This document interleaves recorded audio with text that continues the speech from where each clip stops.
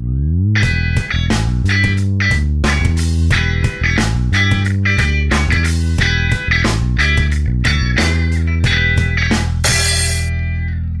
imagem do Polanyi é a seguinte: o conhecimento que a gente tem sobre qualquer assunto é como se fosse um iceberg. Há uma parte explícita, explicitável, que eu chego aqui, dou uma prova, todo mundo responde, tudo sabe e sabe falar sobre isso, sabe pôr no papel, né? Isso é uma pequena parte do que a gente sabe, todos nós. E não é um defeito de fabricação, não, é o modo como a gente funciona. A gente lê 1000 páginas e, com sorte, a gente escreve uma, né? Com sorte, não é? Então, o conhecimento tem uma parte enorme que é tácita, é a dimensão tácita do conhecimento. Eu sei, mas eu não sei pôr em palavras e para pôr em palavras e explicitar o que eu consigo, eu tenho que ter uma bagagem muito maior, né? A escola está fixada nessa parte explícita. As disciplinas têm a ver com essa parte explícita. Toda disciplina tem um programa, não é? Se quer oferecer uma disciplina, a primeira coisa é fazer o programa. O que é o programa? Grama é letra, em grego, né? Gramática e tudo. Grama, você tem que pôr no papel o que você vai fazer lá. Qual é o conteúdo e tudo, previamente, né? Então, a disciplina é a parte explícita, assim. A educação formal está muito ligada nas disciplinas e nessa parte explícita. Agora, o que a gente aprende na cultura, nos valores, essas coisas entram muito mais por baixo do que por cima, né? Se aprende sobre valores muito mais vivenciando valores do que vendo discursos sobre valores, não é? Se na minha escola eu quero que a tolerância seja um valor fundamental, aí eu digo, é tão importante a tolerância que eu vou pôr uma aula sobre tolerância todo dia, 7h30 da manhã. A primeira aula é uma aula sobre tolerância, né, para depois falar das outras coisas. E é uma aula tão importante que se chegar 5 minutos atrasado, não entra. O que se vai aprender sobre tolerância numa aula dessa? Nada contra pôr a aula de tolerância. Mas você vai aprender sobre a tolerância vivenciando a tolerância nos sistemas organizacionais da escola, né? É nos processos de avaliação, nas relações professor-aluno, gestão e tudo. É aí que você vai incorporar a ideia de tolerância. É muito mais na cultura, nos valores aqui por baixo.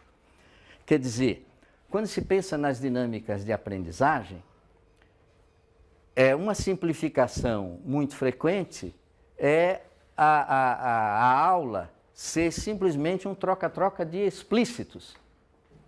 É o explícito do professor, o explícito do aluno, fica só aí.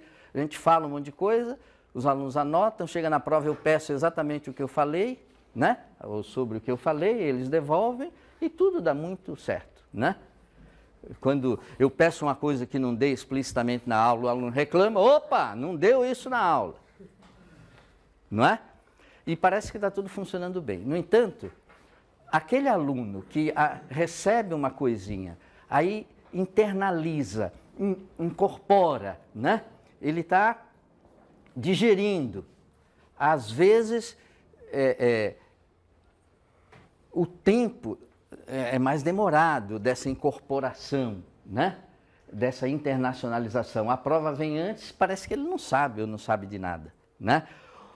Então, a gente aprende de múltiplas maneiras. Aprende olhando o explícito, né, o professor falando, mas a gente aprende tacitamente, vendo como é que o outro está procedendo, mesmo sem falar nada, só observando o outro, né?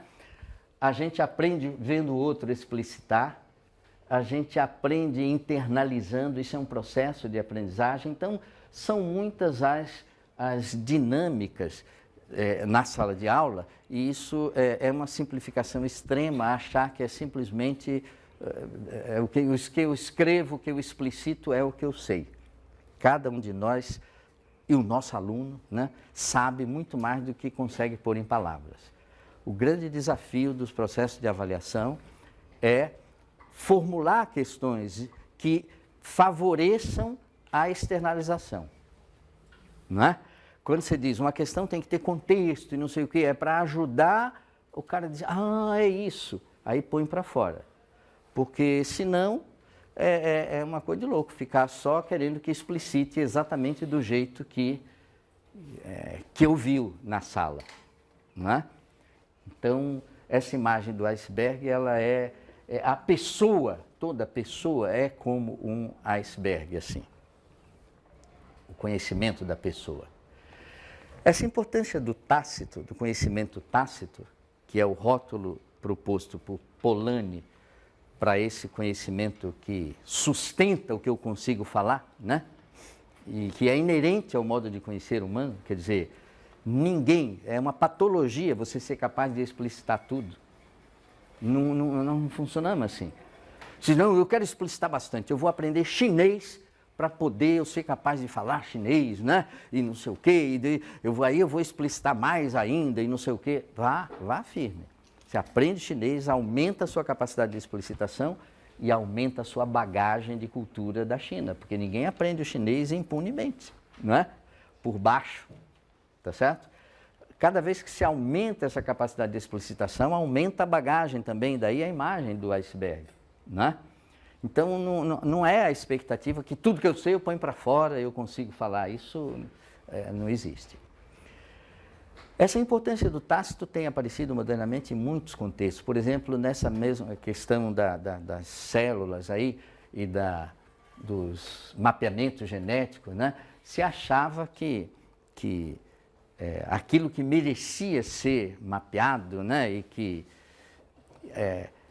Então, o resto da célula, tinha uma grande parte de material na célula que não valia a pena olhar. O material genético, né? O gene mesmo, aquilo que ia nos contar, a peculiaridade de cada um de nós, era um pequeno conjunto de material. O resto era junk, lixo genético.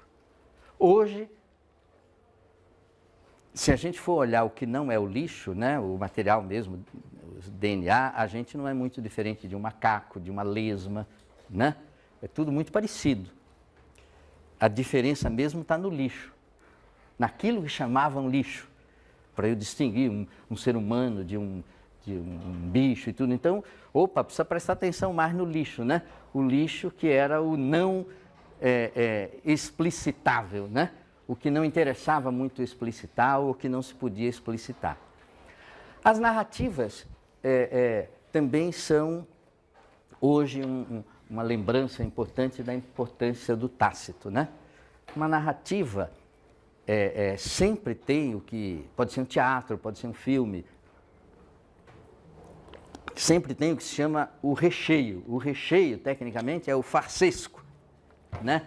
O farsesco fingido, assim e tudo. Numa peça de teatro, vejam os resumos que saem no jornal, assim, 2 linhas sobre a peça. Você não se anima de assistir, né? Mãe louca, mata o filho, não sei o que. Ela fala, eu vou ver isso, né? Vê um resumo de uma peça do Shakespeare e tudo, né? Agora, você vai ver a peça, é pelo recheio inteiro, porque aquela linha que explicita supostamente o conteúdo da peça é pouco, né? Aquilo, eu não me interesso por aquilo, né? Mas a peça é inteira e para você contar uma boa história, você precisa desse recheio. Não dá para você chegar na sala de aula e dizer, eu vou contar uma história aqui para vocês, mas a moral da história é a seguinte, aí você já... Pronto, é que nem explicar piada, você já explicou, ninguém vai rir, né? Então conte a história e deixa a pessoa, né, pensar e ver o que ele explicita aí. Filósofos como Wittgenstein destacavam, entre outros, né, a importância do inefável. Inefável quer dizer o que eu não consigo pôr em palavras.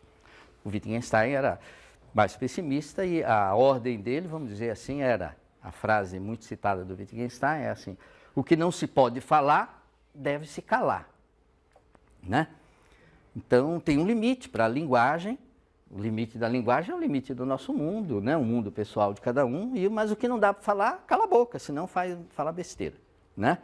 Não é bem por aí que a coisa foi, quer dizer, você tem como explorar o que não se pode pôr em palavras, não é abandonar, deixar de lado, né?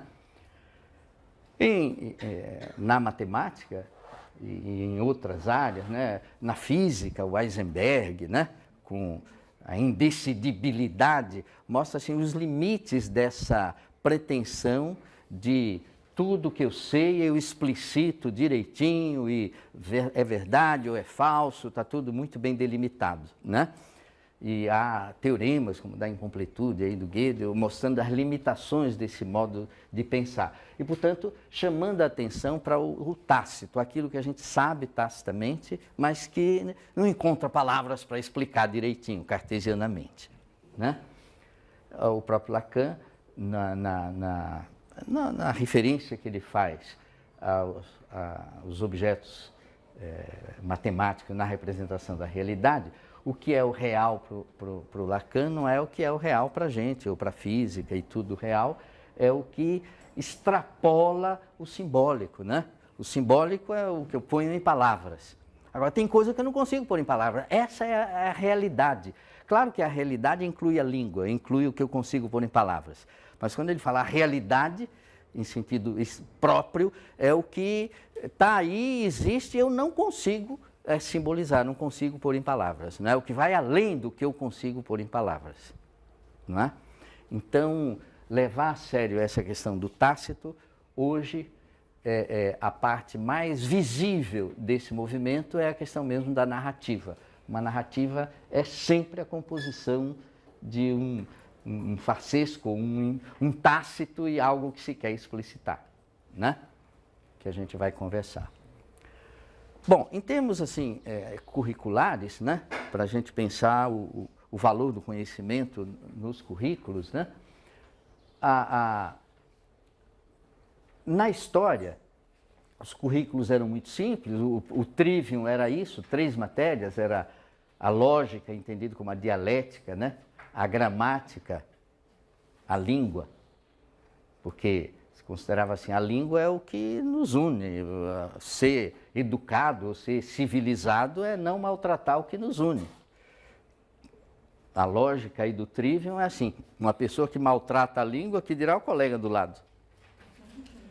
Mudou muito, né? Mas a lógica, a gramática, a retórica era uma disciplina fundamental para conhecer. A retórica tem a ver com falar, não é? Ou argumentar, porque falar, usar bem a língua, mas argumentar de uma maneira que leve ao convencimento, que leve a convencer o outro, não é? E esse interesse pelo outro, ou essa intenção de convencer o outro é que está no âmago da retórica, não é? Então, escolher formas de falar e formas de argumentar que levem ao convencimento. Convencer é uma palavra bonita, que é, etimologicamente, assim, vencer junto com. Vencer no sentido de chegar lá junto com o outro. Olha aqui, vem cá, me acompanha aqui. Mas aí eu não vou enrolar, eu vou argumentar corretamente e tudo, né? Então, vir para a escola era estudar essas matérias, a lógica, a gramática, a retórica, era o trivium, 3 matérias, 3 vias. Isso era o trivial. Trivial quer dizer o que todo mundo tinha que saber, né? As matérias se multiplicaram muito hoje, né? Então a gente tem, no nível do ensino médio aqui em São Paulo, pelo menos 15 matérias obrigatórias, né? na escola, é obrigação pela lei.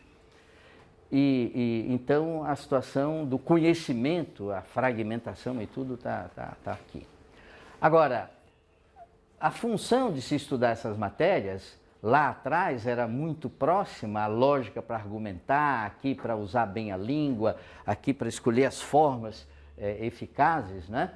Isso foi se perdendo com o tempo. Mas o que se esperava das matérias, porque hoje tem muita matéria aqui, o que se esperava, os avós da gente lidavam bem com isso ainda, os avós, os bisavós, porque tinha muita matéria na escola, mas dizia, mas no fundo você tem que sair da escola sabendo o quê?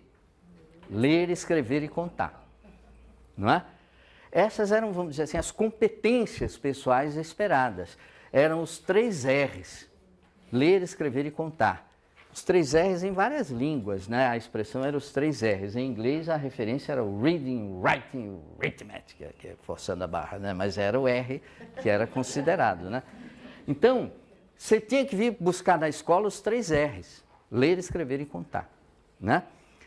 Hoje, isso daí parece tão ultrapassado quanto a lógica, a gramática e a retórica, né? O que você está buscando na escola? É o ler, escrever e contar? Que coisa, né? Coisa de pobre, muito pequena, não sei o quê.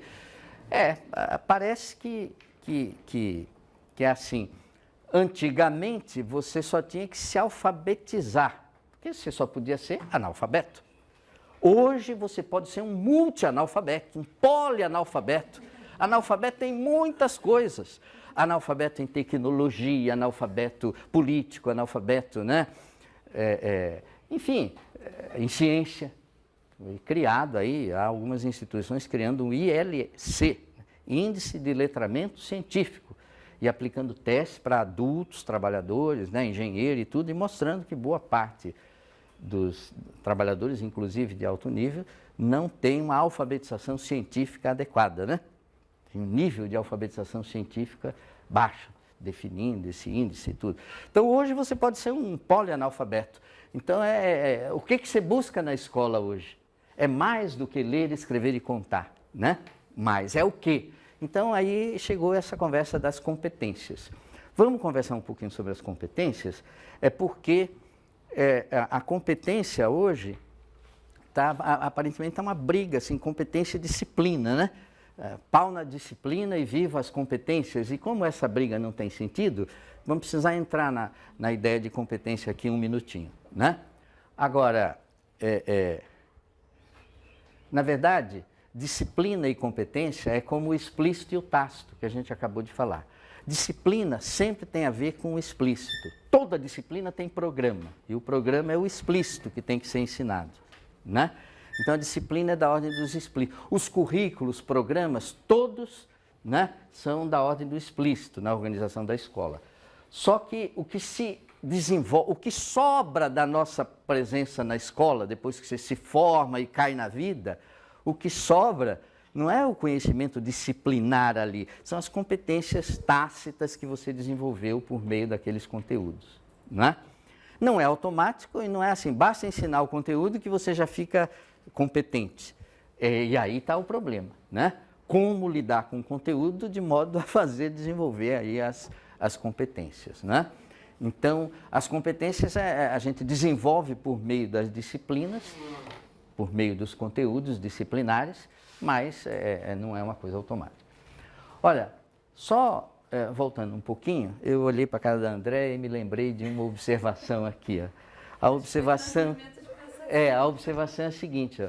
O Paulo Freire, e a Andréia já fez 2 trabalhos importantes assim, relacionados com a obra do Paulo Freire. O Paulo Freire estaria aqui ainda hoje dizendo para a gente que tudo que a escola tem que ensinar é ler, escrever e contar. E eu estou com ele. Só que é outro ler, outro escrever e outro contar. Não dos avós da gente, né? Ler, dizia o Paulo, é ler o mundo. Você tem que aprender a ler o mundo, ler fenômenos em geral. Ler um texto que põe na minha frente, sim, certamente. Mas ler o que está acontecendo, ler leitura do mundo, era uma expressão do Paulo Freire, né? É essa leitura? Eu digo, então a gente vem para a escola para aprender a ler, né? Escrever, para ele, tinha o sentido de se comunicar com o outro. Ora, eu pego um texto que foi outro que escreveu e eu aprendo, né, a ler, eu estou lendo algo que o outro que fez, né? Então, o escrever é o se comunicar. Hoje a tecnologia criou outras formas de a gente se comunicar com o outro, não é? E eu quero aprender a escrever, mas nesse sentido, pode ser um Twitter, não é? Pode ser WhatsApp, pode ser o que for, mas é o comunicar-se que está no centro das atenções.